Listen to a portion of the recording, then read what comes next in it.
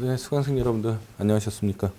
네, 지난 시간에 강의했던 것을 잠깐 리뷰하도록 하겠습니다. 지난 시간에 이제 주로 신뢰 보호 원칙에 대해서 설명을 했습니다. 신뢰 보호 원칙의 개념부터 문제가 되는데요. 행정기관의 어떤 결정이죠. 결정의 정당성 또는 존속성. 이 정당성하고 존속성에 약간의 포인트를 좀 주시고요. 대여에 신뢰한 경우에 그 신뢰가 보호받을 만한 가치가 있다면 그 신뢰를 보호해줘야 한다는 원칙을 말합니다. 지금 29페이지입니다. 예, 불법에서의 평등 대우하고 구별된다는 말씀드렸고요. 신뢰 보호 원칙의 근거는 이 법적 안정성의 원칙. 이 법적 안정성의 원칙도 헌법에서 보장하고 있는 법치국가 원리의 하나의 내용이지 않습니까? 그래서 이런 부분들이 뒤에서 조금 문제가 된다라는 것을 미리 염두에 두시고요. 예, 신뢰 보호 요건으로 통상 이제 행정기관의 선행 조치에 대한 신뢰의 부가치성, 관계자의 신뢰에 기인한 처리, 선행 조치에 반하는 행정작용 이런 거를 이제 요건으로 삼고 있는데요. 판례도 결국은 같은 말인데 하나는 첫 번째 행정청이 개인에 대해서 신뢰의 대상이 되는 공적인 견해 표명을 하여야 하고 행정청의 견해 표명이 정당하다고 신뢰한 데 대하여 그 개인에게 귀책 사유가 없어야 하며 그 개인이 그 견해 표명을 신뢰하고 이에 따라 어떠한 행위를 하였어야 하고 행정청이 이 견해 표명에 반하는 처분을 함으로써 그 견해 표명을 신뢰한 개인의 이익이 침해되는 결과가 초래되어야 한다. 이렇게 판시하고 있습니다. 둘 중에 하나는 좀 외워놓으시는 게 좋을 것 같고요.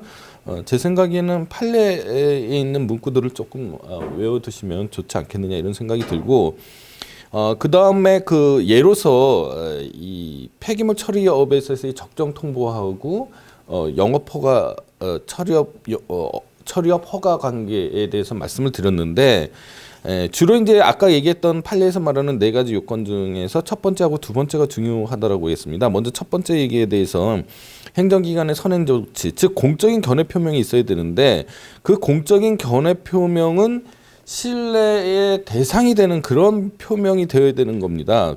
그렇지 않고 같은 폐기물 처리업에 있어서의 적정 통보라고 하더라도 그 적정 통보가 폐기물 처리업 허가에 관련돼서는 공적인 견해 표명이 되지만은 그렇지 않고 그것과 관련된 그냥 토지 형질 변경 허가 하고 사이에서는 이 공적인 견해 표명이라고 보기 어려운 거죠. 예.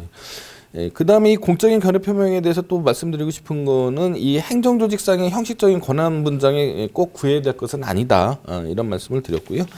예, 그다음에 이 공적인 견해 표명이 반드시 명시적인 것일 필요는 없고 묵시적일 수도 있다. 이 묵시적인 거를 이제 뒤에서 실권의 법리라고 특별히 이름 붙이기도 합니다. 예, 그다음에 신뢰의 보호 가치성인데요. 예, 개인에게 귀책 사유가 없어야 되는 거죠. 그러니까 행정기관에 선행하는 공적인 견해 표명을 믿는 데 있어서 귀책 사유가 없어야 됩니다. 그런데 이제 첫 번째로 생각할 거는 행정청을 공적인 견해 표명을 하는 행정기관을 예컨대 사기라든지 뭐 이런 식으로 뇌물을 줬다든지 이래서 부정행위를 개입시켜서 공적인 견해 표명을 했다라든지 이게 이제 첫 번째고요. 두 번째는 이제 이 행정청이 공적인 견해 표명을 하는데 이게 잘못된 것이다라는 거를 이미 알고 있었구나 또는 중대한 과실, 그냥 과실이 아니고요. 중대한 과실로 알지 못하고 있는 경우에는 이거는 보호할 만한 신뢰가 아니다라고 보는 겁니다. 예. 그 첫 번째하고 두 번째의 경우에 대해서 판례를 좀 찾아놨는데요. 여러분들은 제가 이게 강의를 말입니다. 이 꼼꼼하게 다 해드릴 수는 없는 거죠. 시간 관계상. 그리고 그러니까 여러분들은 제 강의를 들으시고 시간이 되시면은 여기 나와 있는 판례들을 좀 읽어보셔야 됩니다. 예. 신뢰보호의 내용은 존속보호가 우선이고 그 다음에 보상보호가 돼야 된다는 말씀을 드렸고요. 신뢰보호 원칙의 한계인데요. 이게 신뢰보호 원칙의 요건만 충족이 된다고 해서 반드시 거기에 따르는 행정 행위가 위법하게 되는 것은 아니다라고 얘기했습니다. 예컨대 아까 바로 전에 예를 들었던 폐기물 처리업에 대한 적정 통보하고 폐기물 처리업 허가 사이에서 이 법률 적합성의 원칙과 신뢰보호 원칙이 충돌된다라고 말씀을 드렸지 않습니까? 여기서 이 신뢰보호 원칙은 항상 이 사익 공익을 대변하는 원칙이 되는 거고요. 예.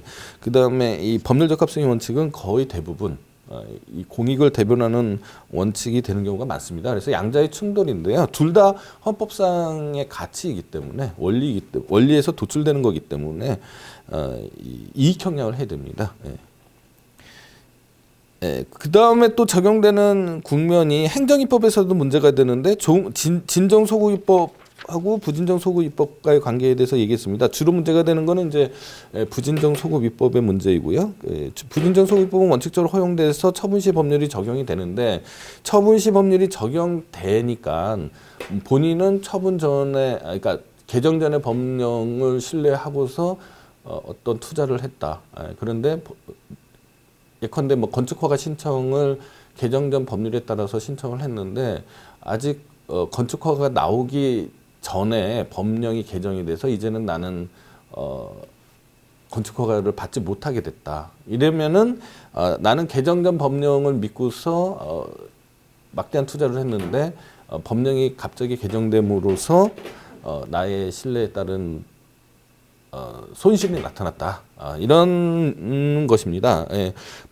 이미 말씀드렸듯이 법령은 항상 개정되도록 돼 있다고 설명을 했습니다. 그렇죠? 법령은 항상 그 현실에 맞게 개정되는 게 예정돼 있기 때문에 보통의 경우에 이 신뢰보호 원칙이 잘 적용되기가 쉽지 않습니다. 물론 적용은 되는데 그게 이제 공익보다 우선하다고 얘기하기가 쉽지가 않은데 말씀드렸듯이 그 시험과 관련된 거 대부분의 경우입니다. 대부분의 시험과 관련된 경우에 있어서는 이른바 유도된 신뢰죠. 국가가 미리 이렇게 시험을 대비해라, 준비해라라고 미리 유도해서 신뢰를 줬기 때문에 여기에 대한 거는 그 사익이 굉장히 무겁다고 평가를 받아서 판례에 그러니까 긍정하는 판례가 몇 개 되지도 않는데요. 그 중에서도 대부분 다 이 시험과 관련된 그런 판례다라고 이해하시면 됩니다. 그 다음에 수익적 행정의 취소는 설명드렸고요. 수익적 행정의 철회도 이 현실 적응력과 관계에 있어서 문제가 된다고 얘기했습니다. 취소하고 철회하고 이게 자꾸 이제 여러분도 미리부터 궁금해 하시는데요. 일단 취소는 하자의 시정. 애초부터 행정행위가 하자가 있었던 거죠. 위법하거나 부당했었던 것인데 나중에 그걸 발견하고서 시정을 하는 거고요. 철회는 원래는 적법하게 성립된 행정행위인데 그 이후에 어떠한 사정이 변경이 된 겁니다. 어떤 문제가 생겨서 더 이상 이 행정행위를 유지해서는 안 되겠다. 이런 경우에 이제 행정행위의 철회가 되는데요. 그러니까 취소하고 철회는 이미 성립한 행정행위의 효력을 상실시킨다는 점에서는 같지만은 그 사유가 다른 거다 이렇게 이해하시면 될 것 같아요. 확약도 있고 계획보장도 마찬가지고 실권의 법리 아까 얘기했습니다. 그래서 행정기관이 장기간 권리를 행사하지 않고 방치했을 때 이때 이제 묵시적 견해 표명이 있는 걸로 보는 거죠. 판례의 경우에는 이 실권의 법리를 신의 성실의 원칙으로 표현하는 경우도 종종 있다. 이런 점을 이해하시고요. 그다음 평등의 원칙은 뭐 헌법 시간에 많이 배우셨을 텐데 뭐 그 요건이 이제 본질적 차별 대우 존재 여부와 합리적 근거가 있는 차별인지 여부잖아요. 그러니까 본질적 차별 대우가 존재하는지 여부만 있다고 해서 존재한다고 해서 반드시 평등의 원칙에 어긋나는 건 아닙니다. 그 다음 단계로 합리적 근거가 있는 차별인지도 다시 봐야 되는 거죠. 그 다음에 부당결부금지 원칙은 어떤 행정작용을 할 때에 그와 실질적 관련이 없는 반대급부를 결부시켜서는 안 된다는 원칙을 말하는데요. 주로 두 가지 영역에서 문제가 된다라고 얘기를 했습니다. 그래서 부관과의 관계에 있어서 문제가 되고요. 그 다음에 행정의 실효성 확보 수단과 관계에 있어서 문제가 된다고 얘기를 했고요. 신의성실의 원칙은 뭐 앞에서 설명을 드린 것 같으네요. 그 다음에 법률과 뭐 조약과 국제법규, 명령, 자치법규, 불문법원으로서의 관습법 얘기했고요. 판례법 얘기하고 조리 법의 일반 원칙 요까지 해서 지난 시간에 강의가 마쳐졌습니다. 뭐 이 행정법의 원리 뭐 다 중요하지만은요, 제일 중요한 거 몇 가지 중요한 거를 반드시 알아야 될 것을 말씀드리면, 일단 비례 원칙이고요, 그다음에 신뢰보호 원칙이고요, 그다음에 부당결부 금지 원칙은 여러분들이 꼭 눈여겨서 보셔야 될 대목입니다. 자, 오늘은 이제 행정상 법률 관계인데요, 이 행정상 법률 관계에 대한 설명을 해드리겠습니다. 이 법률 관계가 말입니다, 여러분들 민법을 잘 공부하셔서 아시겠지만, 이 법률 관계가 이 권리 의무 관계를 말하는 거거든요. 이 법률이라는 표현이 이게 참 법률 관계라는 표현이 되게 좀 우스꽝스러운 거죠. 이게 법률 관계인데, 여러분들 뭐 이 법률이 말이에요. 이게 영어로는 라이트잖아요. 라이트인데 이거를 원래는 번역이 이제 두 가지가 되는 거지 않습니까? 하나는 이제 권리라는 뜻도 있고요. 두 번째는 이제 법이라는 뜻도 있는데, 일본 사람들 이게 이제 독일어로 가면은 이게 레히트가 됩니다. 레히트는 레히트. 근데 이제 이 일본 사람들이 처음에 이제 그 서양법을 받아온 거지 않습니까? 서양법을 받아올 때 이 공법은 이제 주로 이제 프로이센, 독일에 있는 프로이센 법을 주로 벤치마킹을 해서 받아왔습니다. 그러면 이제 독일어를 처음에 번역을 해야 되잖아요. 근데 아무리 이제 일본 사람들이 당시에 진짜 대단했습니다. 그래서 그 서양 문물을 어떻게 이렇게 빨리 받아들이는지에 대해서 놀라움을 금할 수 없는데, 유학도 많이 갔고요. 그 독일 사람들이나 프랑스 사람들을 일본어로도 많이 불러서 배우기도 하고 법도 만들기도 해가지고 상당히 놀라울 정도의, 그 당시 동아시아의 상황으로 봐서는 상당히 놀라울 정도의 일들을 해냈는데, 아무리 그래도 독일어가 이게 편하지 않는 건 분명하잖아요. 그래서 이 레히트를 법률 관계에서의 이 레히트는 이게 권리라고 번역을 했어야 되는데, 이 사람들이 법이라고 번역을 한 거죠. 그래서 법관계 이렇게 되는데, 우리나라 사람들은 또 이제 사자성어를 좋아하니까 이제 법률관계가 된 겁니다. 그래서 이상하죠. 이 법률관계라고 하면 이게 어법에 맞지가 않아요. 법률과 법률사의 관계, 뭐 민법과 상법의 관계인가, 뭐 행정법과 헌법의 관계인가, 이렇게 오해하기 쉬운데, 이거를 법률이라고 생각해서 그런데 이걸 권리라고 항상 여러분들은 이해하시기 바랍니다. 그러면은 뭐가 되는 거예요? 권리관계, 권리 의무 관계가 되는 거죠. 권리관계, 권리 의무 관계, 이런 식으로 되는 겁니다. 그럼 제 말이 조금 의아하다고 생각하시는 분도 있을지 모르는데, 바로 민법 총칙 교과서를 여러분들 한번 찾아보세요. 그러면은 법률 관계는 권리 의무 관계라고 아마 정의를 해놨을 겁니다. 그래서 제 말이 이렇게 실언이 아니고요, 허언이 아니고 진짜 그렇다라는 것을 확인할 수 있습니다. 민법 총칙 교과서를 한번 보세요. 그러면은 민법에서는 법률 관계라고 하는 거고요, 행정법에서는 행정상 법률 관계가 되는 거죠. 그러면은 법률 관계라는 거는 지금 말씀드린 대로 이 권리 의무 관계라는 거지 않습니까? 법률 관계는 권리 관계라면은 이 양쪽 당사자가 있어야 된다는 얘기죠. 양쪽 당사자가 있어야 되는 거죠. 그래서 예컨대 국가와 같은 행정 주체가 있는 거고요. 그죠? 그리고 행정 객체라는 표현이 조금 맞듣진 않은데, 일단은 뭐 이렇게 씁시다. 그 다음에 이 법률, 행정상 법률 관계죠.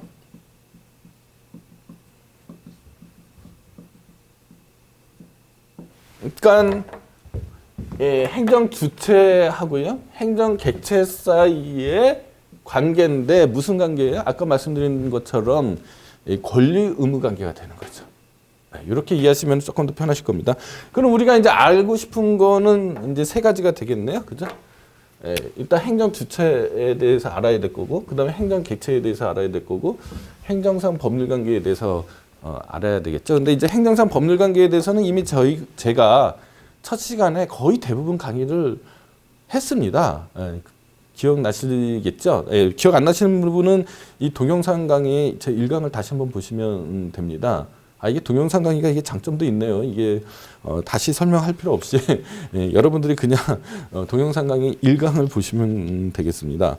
자, 그러면은 요 행정 주체에 해당하는 게 뭐냐라는 거죠. 그러면은 권리 의무 관계니까요. 그죠? 권리 의무 관계잖아요. 자, 그럼 권리는 뭐예요? 권리는 민법 총칙을 여러분들 찾아보시면 아시겠지만 권리라는 건 뭡니까? 상대방에게 자기 부작위 급부 수인을 요구할 수 있는 법률상의 힘이라고 이렇게 아마 정의되어 있을 겁니다. 그러면 자기는 뭐예요? 뭐뭐 하라는 얘기고 부작위는 뭐뭐 하지 말라는 얘기, 즉 금지를 얘기하는 거고요. 급부는 물건이나 돈을 달라라는 얘기잖아요. 그 다음에 수인은 참으라는 거지 않습니까? 그런데 그것을 상대방한테 요구하는 거죠. 그 상대방한테 요구할 수 있는 자격을 뭐라고 부릅니까? 그걸 권리 능력이라고 하는 거죠. 권리 능력이죠. 이 능력도 이제 마찬가지인데 독일어의 페이카이트라는 말이 있어요. 근데 이 페이카이트가 이제 두 가지로 번역이 됩니다. 하나는 능력, 하나는 자격인데 일본 사람들이 이제 자격으로 번역했어야 되는데 능력으로 번역한 거죠. 그래서 권리 능력하면은 이상하죠. 권리가 무슨 힘이 있어? 뭐 이렇게 되는 거죠. 근데 권리 자격으로 번역을 했으면 여러분들이 권리를 향유할 수 있는 자격이다. 이렇게 쉽게 이해를 할 수 있었던 거죠. 근데 일본 사람들이 이제 번역을 잘못하는 바람에 우리가 또 그걸 받아와서 저렇게 돼버렸습니다. 따라서 여러분들은 이제 권리 자격이라고 하면은 권리 능력이라고 하면은 권리 자격이라고 이해하시면 됩니다. 그럼 권리를 누릴 수 있는 자격은 민법 총칙에서 여러분들이 배웠죠. 누굽니까? 사람이죠, 사람. 사람에는 법학에 있어서 사람은 두 가지 인종이 있죠. 자연인이라는 인종이 있고 법인이라는 인종이 있는 겁니다. 그래서 자연인과 법인이 사람인 거죠. 그러면은 여기에서 행정상 법률관계 빼고요. 그냥 법률관계에서 권리자, 의무자가 있으면은 여기 권리자, 의무자는 사람이라는 뜻이죠. 그래서 자연인이나 법인을 말하는 겁니다. 자, 그러면 행정상 법률관계로 가면은 이 똑같은 이 사람이지만 이 행정 주체가 되는 거고요. 행정 객체가 되는 겁니다. 그러니까 민법에서 권리자나 의무자에 해당하는 거 뭐 바뀔 수도 있습니다. 해당하는 한쪽 당사자를 우리는 행정 주체라고 그러고 또 한쪽을 행정 객체라고 부르는 거죠. 자, 이 사람 중에는 법인이 있다라고 얘기했잖아요. 법인이 있다라고 이미 이제 지난 시간에 강의 다 했던 겁니다. 법인이 있다라고 얘기했는데 이 법인이 이제 상법으로 가면 주로 관심사가 이제 회사가 되는 거고요. 우리 행정법으로 오면 행정 주체가 되는 거라고 그랬습니다. 그러니까 민법에서 법인을 한번 다시 생각해 보면요. 자, 어떤 법인이 있으면은 이 법인이 권리 능력을 갖는 거죠. 법인이 권리 능력을 갖는 거고 여기에 뭐 대표 이사 뭐 이런 사람들은 실제로 이 사람은 사람이지만 이 법인과 관계에 있어서는 사람이 아니죠. 법인의 구성 기관이 되는 거죠. 그래서 이거는 이제 보통 기관이라고 하죠. 그러면은 실제로 대표이사가 움직여서 거래 관계를 한다고 하더라도 그 권리 의무는 법인에 귀속하는 거죠. 따라서 법인은 권리를 갖는 거고요. 그죠? 기관은 권한을 갖는 거죠. 예컨대 뭐 대표권을 갖는다든지 이렇게 되는 거라고 이해하시면 됩니다. 그러면 마찬가지로 그대로 여러분들 한 가지 오해하지 마실 거는 제가 통설에 기반해서 지금 강의를 하고 있습니다. 여러 가지 반론들도 많이 있고 오늘날에 있어서 여러 가지 견해들이 있지만은 여러분들이 공부하는 정도에 있어서의 그 통설에 기반해서 하는 설명이라는 걸 일단 전제로 해두시기 바랍니다. 자, 그렇죠? 행정 주체도 마찬가지로 이제 법인이라면 그죠? 행정 주체가 되는 거죠. 그리고 행정 기관이 있는 거죠.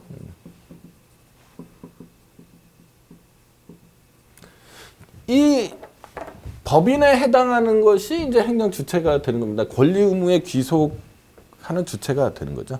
그러니까 권리 능력자는 행정 주체가 되는 거고요. 여기에 대표에 해당하는 이사에 해당하는 게 이제 행정 기관이 돼서 자, 행정 주체는 권리를 갖는 거고 권리나 의무를 갖는 거고 행정 기관은 권한을 갖는 거죠. 이렇게 이해가 되셔야 됩니다. 자, 행정 기관 중에서요. 행정 기관 중에서 주로 행정 주체의 의사를 결정하고 대외적으로 공표하는 기관. 특별히 행정청이라고 합니다. 행정 주체 중에서 행정기관 중에서 행정 주체의 의사를 결정하고 그것을 대외적으로 공표하는 기관을 특별히 행정청이라고 부릅니다. 따라서 뭐 어떻게 생각하시면 되냐면 자연인으로 보면은 조금 우스꽝스러운 얘기긴 하지만은 뇌 플러스 입이 되는 거죠. 뇌 플러스 입이 되는 겁니다. 예.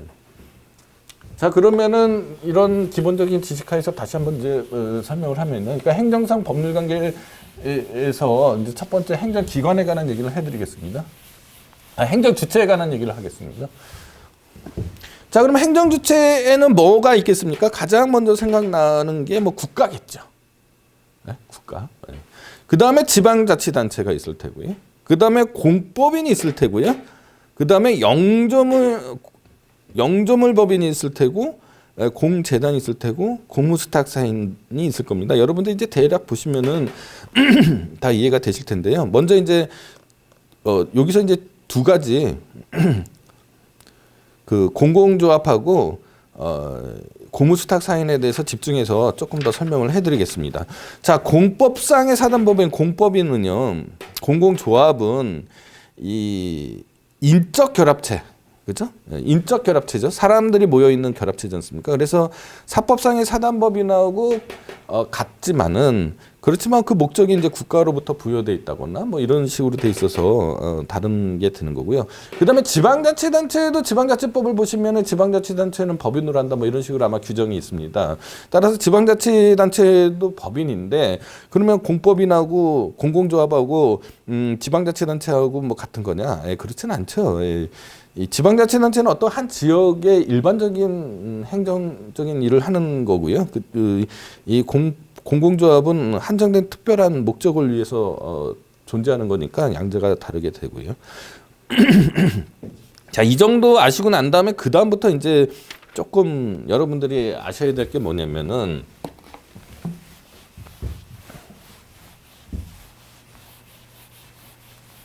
한번 예를 들어 보겠습니다. 자, 보건복지부 장관이 있단 말입니다.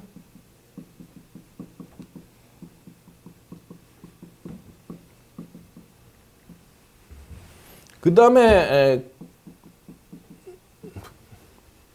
자, 보건복지부 장관이 자, 퀴즈를 내겠습니다. 보건복지부 장관이 사람입니까? 아닙니까? 조금 웃기는 질문이죠. 물론 보건복지부 장관을 맡고 계신 그분은 사람이죠. 사람이지만 국가라는 행정 주체에 있어서의 보건복지부 장관은 사람이 아니죠. 사람이 아닙니다. 이거는 행정기관이 되는 거고, 이거 보건복지에 관련된 분야에 있어서는 뭐 행정청이 되겠죠. 행정청이 되는 겁니다. 자, 그럼 보건복지부 장관의 권한은 여러분들 어디에 쓰여져 있을까요? 보건복지부 장관의 권한은 정부조직법에 보건복지부 장관의 권한의 범위가 규정되어 있습니다. 그 중에 이 건강보험에 관련된 부분은 보건복지부 장관이 원래는 보건복지부 장관의 권한이긴 하지만 이거를 이 부분을 아웃소싱하는 거죠. 그러니까 보건복지부 장관의 너무 많은 일들 있잖아요. 그걸 다 보건복지부 장관이 하면은 오히려 비전문적인 일을 할 수도 있고, 그다음에 일도 효율적으로 안 될 수도 있잖아요. 그러니까 법률의 규정에 의해서 국민건강보험공단이죠. 국민건강보험공단.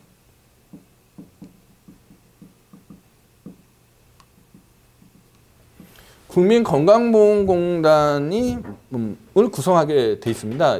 국민건강보험공단법이라는 법이 있어요. 따라서 보건복지부 장관이 이제 정부조직법에 규정되어 있는 권한 중에 일부를 그 건강보험과 관련된 권한을 일부를 따서 국민건강보험공단에 이제 위임을 하는 거죠. 위임. 자, 여러분들 민법에서 말하는 그 위임하고 행정법에서 말하는 위임이 약간 뉘앙스가 다릅니다. 행정법에서 말하는 위임은 권한의 상실 플러스 권한의 이전입니다. 그러니까 보건복지부 장관의 권한이 이 건강보험과 관련된 권한이 상실되면서 건강보험공단으로 이전되는 거죠. 그러니까 이제는 보건복지부 장관은 이 보험과 관련된 건강보험과 관련된 권한이 없어져 버립니다. 물론 이제 국민건강보험공단을 감독하고 이렇게 하는 권한은 있죠. 감독 권한은 있지만은 이렇게 되는 겁니다. 자, 그다음에 이제 일반 국민이 있다, 보험 가입자가 있다고 칩시다. 건강보험 가입자가 있다. 자, 그러면은 이 국민건강보험공단은 일단 행정 주체죠. 행정 주체잖아요. 법인이잖아요. 사람이잖아요. 자, 그런데 권한을 행사한단 말입니다. 그죠? 그러니까 이 약간 행정청의 역할도 같이 하는 거죠. 이런 식으로 이 공법인이나 뒤에서 얘기하는 이 공무수탁 사이는 행정 주체이면서 이 행정청의 역할을 같이 하게 됩니다. 이게 소송법으로 가면 어떤 문제가 생기냐면요. 항고소송의 피고는 행정청이 돼야 됩니다. 당사자 소송이나 민사소송이나 이런 경우에는 소송이라는 건 사람이 하는 거잖아요. 그러니까 모든 소송은 다 사람이 합니다. 예외가 있다면 비법인 사단이 예외죠. 비법인 사단을 제외하고는 거의 모든 소송에 있어서는 사람이 하게 됩니다. 왜냐하면 소송이라는 거는 권리 의무 관계에서 나타나는 법률상의 분쟁이잖아요. 그죠? 그러니까 권리 의무에서 관계에서 나타나는 거니까 권리 능력자인 걸 전제로 하는 거죠. 그러니까 소송이라는 거는 사람을 전제로 하는 겁니다. 따라서 소송의 세계에 있어서 당사자 능력이라는 것, 당사자가 될 수 있는 자격이죠. 자격은 사람인 것을 전제로 하는데 항고소송의 피고만큼은 항고소송은 여러분들 지난 시간에 얘기했던 기회가 있었을 텐데 처분에 관한 소송이죠. 처분에 관한 소송인데 취소 소송이 있고 무효확인 소송이 있고 부작위 위법 확인 소송이 있다라고 설명을 했습니다. 그 소송의 피고는 행정청이 됩니다. 왜 사람이 아니고 행정청이 피고가 되느냐? 이거는 이제 행정쟁송법 시간에 조금 더 자세하게 설명을 해드리겠습니다. 어쨌거나 항고소송의 피고만큼은 행정청이 되는 겁니다. 따라서 국가에 대한 소송을 한번 생각해 보면요. 국가의 어떤 행정소송이나 민사소송이 제기됐다고 하면은 모든 소송은 보건복지부 장관이 피고가 되는 게 아니죠. 대한민국이 피고가 되는 거죠. 대한민국이 피고가 되는데 만약에 보건복지부 장관이 했던 행정행위에 대한 취소소송, 처분에 대한 취소소송이라면은 그때는 보건복지부 장관이 피고가 됩니다. 왜냐하면 항고소송이기 때문에. 그러니까 모든 소송은 권리 능력자가 행정법으로 따지면 행정주체나 행정객체가 원고가 되거나 피고가 됐지만 항고소송의 피고만큼은 행정청이 된다. 사람이 아닌 행정청이 된다. 이렇게 이해하시면 되는데 그런데 이제 이 국민건강보험공단은 이 행정주체이죠. 권리 능력자이면서 행정청의 역할을 하기 때문에 국민건강보험공단은 항고소송에서도 피고가 될 수 있다라는 얘기입니다. 이런 설명을 드리고 싶어서 조금 길게 난잡하게 얘기가 됐는데요. 어쨌거나 자, 국민건강보험공단하고 이 가입자 사이에 어떤 분쟁이 생겼단 말입니다. 예컨대 이 가입자가 보험료를 내지 않아서 보험료 징수 처분을 했는데 이 가입자는 이 징수 처분이 이제 취소돼야 된다고 생각해서 취소 소송을 제기했다고 가정을 해보자고요. 가정을 하면은 이 취소 소송을 이 가입자가 행정소송을 해야 되냐, 민사소송을 해야 되느냐, 이런 문제가 생기는 거죠. 자, 이게 행정 주체로 파악해야 되는 거잖아요. 그러면은 행정청의 역할을 한다고 그랬습니다. 이 가입자는 이 가입자하고 이 국민건강보험공단 사이의 관계가 이게 공법 관계냐, 사법 관계냐에 따라서 제가 드린 질문이 판가름이 나는 거죠. 예. 자, 그러면 어떻게 생각하셔야 되냐면, 자, 보건복지부 장관의 건강보험공단에 대한 법률상, 권한이 국민건강보험법에서 이전됐다는 거죠. 이전됐으니까 이 국민건강보험공단은 국가의 건강보험과 관련된 권한을 가입자한테 행사하는 거기 때문에 공법관계가 되는 거죠. 무슨 얘기인지 알겠죠? 예, 그러니까 자 그런데 여기서 또 이제 한 가지 의문이 있어요. 자 그러면 이게 국민건강보험공단이 가입자한테 징수처분을 하는 거냐? 아니면 국민건강보험공단 이사장이 징수처분을 하는 거냐?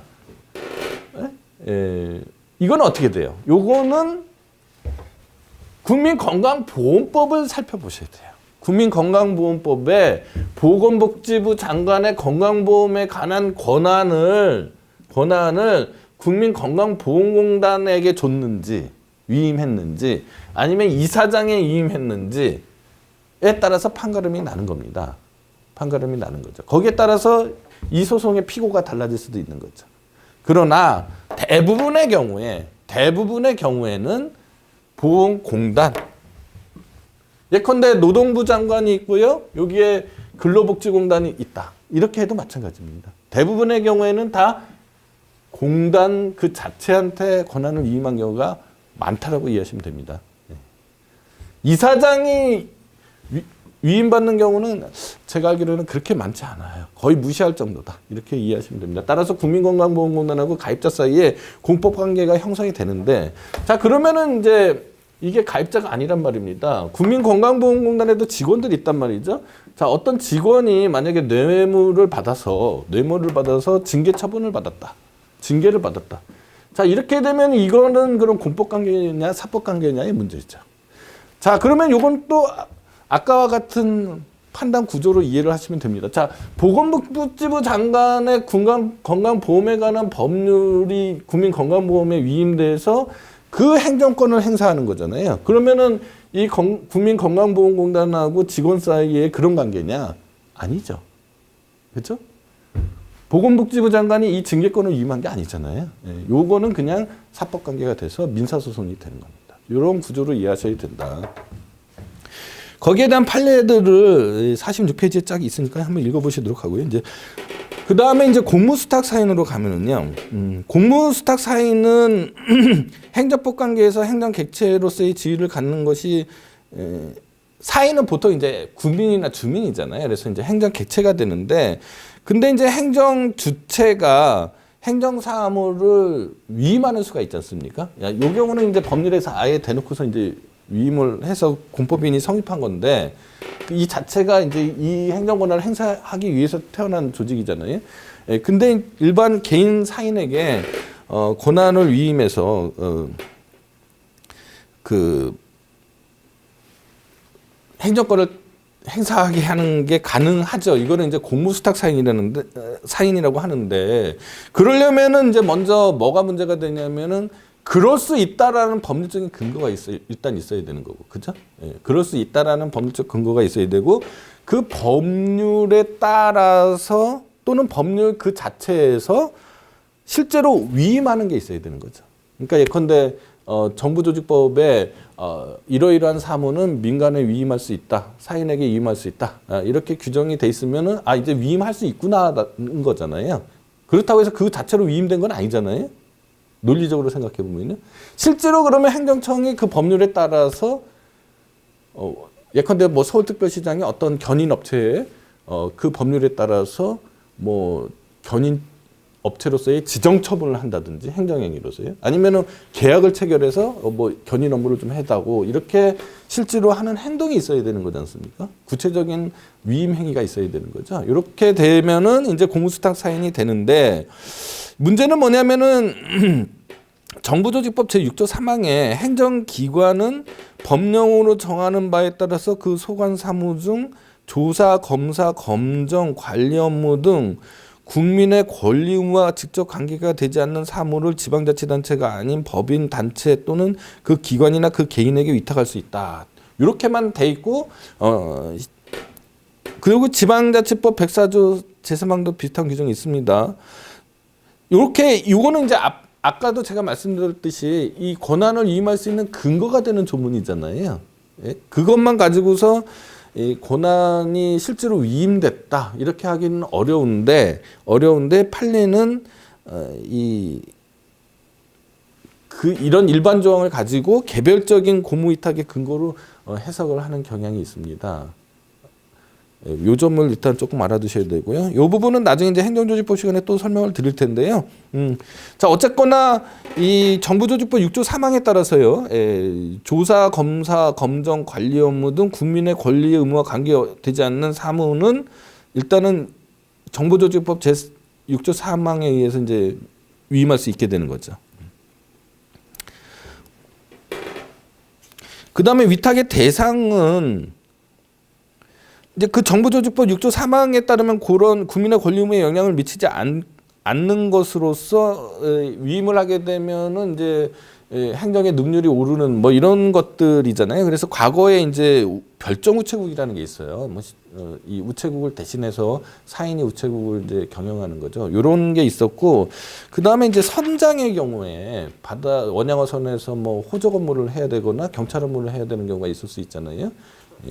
이런 경우에가 이제 그 다음에 사립대학교에서 고려대학교 같은 사립대학교에서 학위를 수여한다든지 이런 것들이 이제 주로 이 공무수탁 사인의 예로서 공무수탁 위탁된 이제 공무 사인에게 위탁된 공무로서 예가 들어졌는데 이 오늘날에 있어서는 이 이른바 그 행정의 효율성이라든지 뭐 아니면 뭐 경우에 따라서는 작은 정부를 지향하는 어떤 정권이 들어서면은 이 민간에 위탁하는 범위를 아주 넓히려고 합니다. 그런 경향에서 뭐 토지 수용권을 토지보상법에 의하면은 민간인도 사업 수행을 할 수 있게 되고 경우에 따라서는 공익사업을 할 수 있고 공익사업을 하게 되면은 뭐 토지 수용권이 부여받을 수도 있습니다. 그렇게 되면 이제 이게 여기서 말하는 공무수탁 토지를 수용하는 관계에 있어서는 공무수탁 사인이 되는 거고요. 뭐 이거는 이제 이것도 이제 뭐 전통적인 얘기인데 심지어는 오늘날에 있어서 우리나라에도 있습니다. 그렇죠? 교도소도 민영 교도소가 있잖아요. 민영 교도소가 있을 정도다. 따라서 오늘날에 있어서는 도대체 이 민간 위탁 또는 뭐 사인에게 위탁되는 공무의 범위가 어떻게 한정할 거냐 이런 문제보다는 오히려 이제는 이 어떻게 감독할 거냐에 이제 초점이 맞춰져서 이론이 전개가 되고 있다. 이슈가 그렇게 되고 있다. 이렇게 이해하시면 될 것 같아요. 자, 위탁되는 공무는 뭐가 있느냐? 이 공무가 뭐냐 도대체? 공무수탁 사인이잖아요. 그러니까 사인이 위탁받은 공무잖아요. 그러니까 이 공무라는 게 뭐냐? 그 해당 사무가 공무다. 그 임무설이라고 합니다. 아니 그게 아니고 그 사무를 행할 수 있는 권한이 위탁되는 거다. 위임되는 거다. 이렇게 해석하는 견해가 있는데 이게 법적 지휘설인데 대략 그냥 법적 지휘설로 이해하시면 될 것 같아요.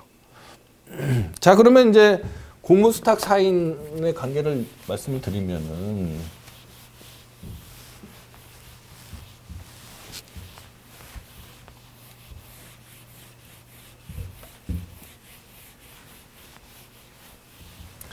자, 어떤 행정청이 자기의 권한의 일부를 그죠? 공무수탁 사인에게 위임을 하고 어떤 개인이 있다라고 칩시다. 이렇게 되면은 이 위탁받은 범위 내에서 공무수탁 사인과 개인 사이에서는 공법 관계가 성립이 돼서 요 관계 하에서 개인은 공무수탁 사인을 상대로 위임받은 행정권을 행사하는 관계 하에서는 이 사인은 공무수탁 사인과의 관계에 있어서 이 민사소송이 아니죠. 당사자 소송이나 항고소송과 같은 행정소송으로 처리가 돼야 됩니다. 왜냐하면 공법관계이기 때문인 거죠. 그리고 뭐 경우에 따라서는 이 국가배상법이 적용되는 거죠. 민법 750조가 적용되는 게 아니라 750조 이하가 적용되는 게 아니라 국가배상법이 적용이 될 수가 있습니다. 자, 요 관계에 있어서는 이제 공법상 위임 관계가 성립이 되고요. 공무수탁 사인이 경우에 따라서는 뭐 행정주체나 행정청에게 이 비용 상환 청구권을 행사할 수 있겠죠. 비용 상환 청구권을.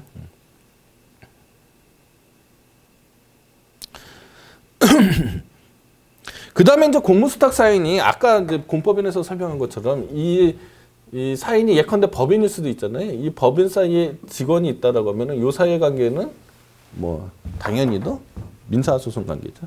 민사소송 관계. 자, 그런 게 있고요. 요 박스 안에 있는 것도 여러분들 좀 눈여겨 보셔야 되는데 소득세법상 원천 징수 의무자입니다. 이 여러분들 이제 직장 생활하다가 오신 분도 몇 분 계실 텐데요. 이 여러분들 월급을 받게 되면요, 회사를 다니다가 월급을 받게 되면은 이 월급에서 소득세를 일부를 떼어가죠. 미리 떼어갑니다. 미리 떼어가요. 그래서 이 원래는 세무서에서 그거를 계산을 해서 정확하게 떼어가야 되는데 그렇지 않죠. 일단 그 회사의 격리 담당자가 있을 겁니다. 그 격리 담당자가 월급에서 뭐 10%면 10%, 뭐 20%면 20% 미리 띄어서 국가에 보내는 거죠. 예. 그리고 이제 그 2월 달 되면 12월 달인가요? 예, 연발정산이라고 해서 이제 정확하게 계산해서 너무 많이 떼어갔으면 국가로부터 다시 돌려받고 너무 적게 떼어갔으면 오히려 제가 더 내고 뭐 이런 식의 일들을 하게 되는데 그 앞에 이제 월급에서 미리 돈을 떼어가는 그 격리 담당자를 우리는 원천징수 의무자라고 합니다. 원천징수 의무자. 미리 뽑아간다고 해서 원천징수라는 뜻이겠죠. 그러면 이 원천징수 의무자가 애하고 사이에 이 분쟁이 생겼단 말이죠. 그러면 이게 과연 원천징수 의무자를 고무수탁 사인으로 보면 어떻게 됩니까? 그럼 원천징수 의무자를 상대로 항고소송이나 당사자 소송을 해야 된다는 뜻이죠. 그죠? 고무수탁 사인은 아까 행정주체이면서 행정청원을 겸한다고 얘기했잖아요. 공법인하고 똑같습니다. 그러니까 만약에 원천징수 의무자가 뭐 계산을 잘못해서 뭐 어떤 더 많이 이제 너무 많이 떼어갔다 뭐 이런 식으로 오해를 해서 또는 뭐 그렇게 실제로 그래서 분쟁이 생기면은 원천징수 의무자가 행정청이 되는 거니까 만약 고무수탁 사인으로 의제를 하면은 행정 주체 겸 행정청이 되니까 원천징수 의무자 격리 담당자를 상대로 행정 소송을 해야 되죠. 항고 소송이나 당사자 소송을 해야 된다는 얘기입니다. 무슨 얘기인지 이해가 되셨죠?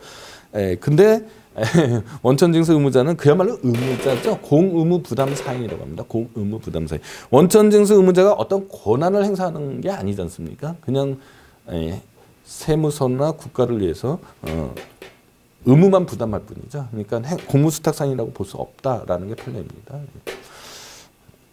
그다음에 행정 객체는 보통 이제 자연인과 사법인이나 뭐 이런 건데 여러분들 이제 때때로 말이에요. 공법인도 또는 국가나 지방자치단체도 행정 객체가 될 수 있습니다. 예컨대 뭐 어떤 일이 있었냐면요. 예컨대 그 옛날에 태릉 선수촌이 노원구에 있었단 말이죠. 그러면 노원구청장 그 태릉 선수촌은 뭐예요? 국가의 영조물이죠. 대한민국입니다. 그러니까. 근데 거기서 오염물질을 많이 배출을 했다. 그러면은 노원구청장이 대한민국에게 정화명령을 내리는 거죠. 이렇게 되면은 이 국가 같은 행정주체, 항상 행정주체라고 생각했던 것도 행정객체가 될 수 있죠. 그러니까 이게 상대적인 거가 되는 겁니다. 자, 과거에는 이제 국가와 국민, 지방자치단체와 주민 사이의 관계를 이 일방적인 어떤 명령 복종 관계로 이해했지만은 오늘날에 있어서는 그렇지 않죠. 국가, 지방자치, 행정주체와 행정객체 사이의 협력과 참여가 더 강조되고 있다. 이렇게 이해를 하시기 바랍니다. 그러면 이제 할 얘기 중에서 두 가지 얘기를 끝냈고요. 그다음에 이제 공권과 공의무 관계인데, 자, 이 부분이 이제 상당히 어려워지는 겁니다. 이제 여러분들이 만나는 첫 번째 이제 고비가 된 겁니다. 어려운 개념들이 나오기 시작한다. 자, 공권이라는 건 뭐냐, 그죠?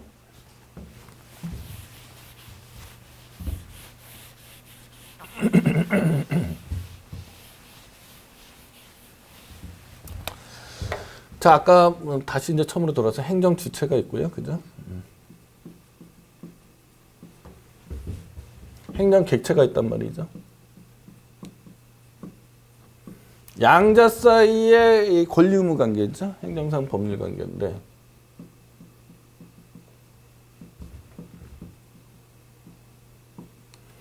여기서 말하는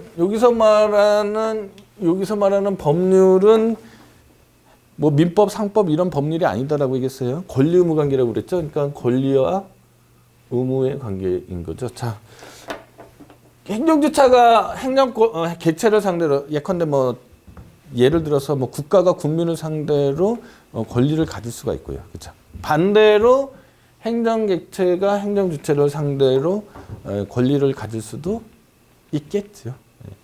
앞에를 우리는 국가적 공권이라고 하고요. 뒤에를 우리는 이제 개인적 공권이라고 하는 거죠. 그러면 제가 여러분들한테 하고 싶은 얘기는 전자겠어요, 후자겠어요? 당연히 개인적 공권에 관한 얘기입니다. 개인적 공권에 관한 얘기. 개인적 공권은 개인이 자기의 이익을 위해서 국가 그 밖의 행정주체에 대하여 일정한 행위, 자기 부자기 급부 수임 등을 요구할 수 있도록 공법에서 부여된 힘을 말한다. 민법 총칙에서 말하는 권리에서 이 공법상의 힘이다라는 것만 추가하면은 그러면은 바로 개인적 공권이 되는 거죠. 그죠? 개인적 공권은 사건에 비해서 여러 가지 특징들이 있을 수 있습니다. 뭐 예컨대 이전이라든지 포기 또는 대행이 제한되는 경우도 있고요. 그다음에 그 분쟁은 민사소송이 아니라 행정소송으로 해결이 된다. 뭐 이런 것 등등의 특성이 있습니다. 아까도 말씀드렸듯이 이 권리가 말입니다. 소송이라는 건 말입니다. 권리 의무 관계에서 나타나는 분쟁의 해소죠. 그게 소송의 정의라고 하면은 권리가 침해돼야지 소송이 되는 거죠. 소송을 제기할 수 있는 거죠. 따라서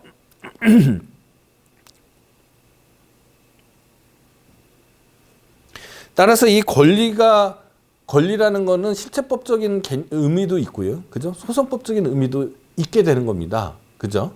권리라는 거는 실체법적 의미도 있고 소송법적 의미도 있게 되는 거다. 이렇게 이해를 하시면 되고요. 자, 그러면은 자, 내가 어떠한 권리가 있다라는 거를 어떻게 알겠습니까? 자, 내가 갑이라는 사람이 말이에요. 갑이라는 사람이 을이라는 사람부터 집을 빌렸어요. 임대차 계약을 2년 동안 체결해서 2년 동안 임차를 했습니다. 임차인이고요. 임대인이라고 칩시다.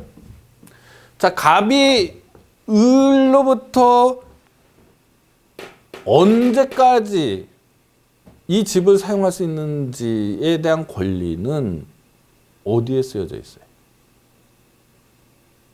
민법에 써져 있네? 아니죠. 계약서에 써져 있죠. 계약서. 민법은 계약서를 봐야 되는 겁니다. 민법에 권리가 있다라는 거는 그 내용이 뭔지는 계약서를 보면 알 수가 있어요. 자, 그럼 행정법에서는요. 제가 첫 시간에 장황하게 프랑스 혁명이니 뭐니 뭐 이런 얘기를 했습니다. 자, 행정법과 같은 공법에서 권리는 어디에 쓰여져 있을까요? 법률에 쓰여져 있는 거죠. 법률에. 자, 그럼 그 법률에 쓰여져 있는 내용을 잘 읽어보면은 내가 어떠한 권리가 있는지를 알 수 있게 되는 거죠. 알 수 있게 되는 거죠.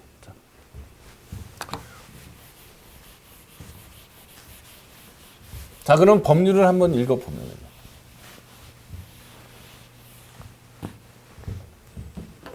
자, 행정청은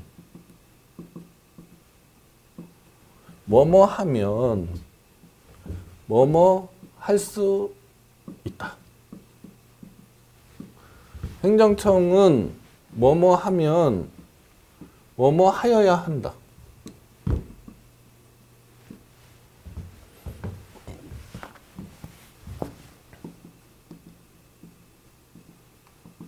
자, 이렇게 자, 행정법률로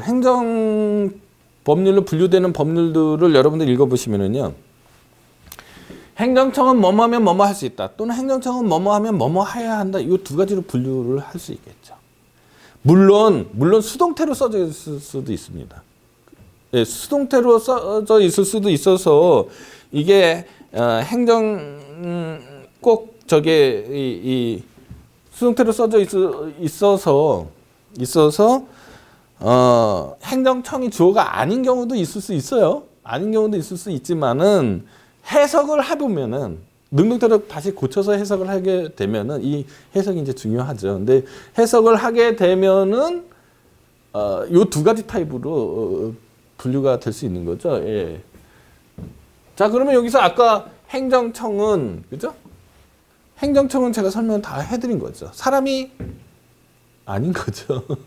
사람이 아니죠. 행정기관 중에서 행정주체의 의사를 결정하고 외부적으로 표시할 수 있는 기관인 거죠. 특별히. 그러니까 뇌 플러스 입이라고 말씀드렸습니다. 국가로 치면은 보통의 경우에 이제 장관이 되는 거고요. 장관이 되는 거고 지방자치단체로 보면은 지방자치단체 장이에요. 그래서 시장, 군수, 구청장 이렇게 되어 있습니다.